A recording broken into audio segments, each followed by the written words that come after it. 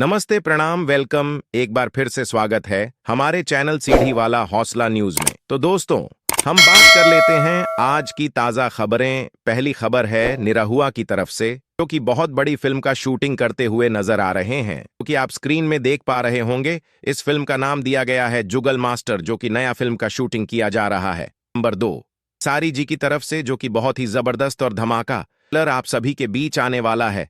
जल्द इस फिल्म का पोस्टर सभी के बीच रिलीज कर दिया गया है। फिल्म का नाम दिया गया है प्यार के बंधन।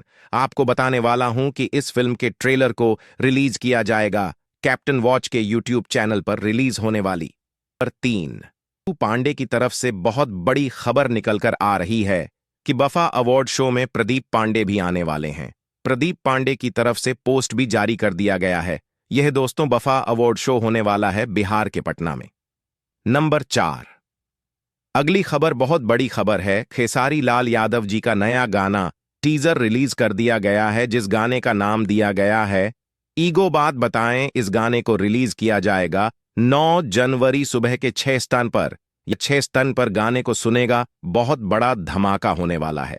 तो दोस्तों, ऐसी खबर सुनने के लिए हमारे चैनल सीढ़ी वाला हौसला को सब्सक्राइब करके घंटी जरूर दबा देना। मैं कैलाश विश्वकर्मा के साथ।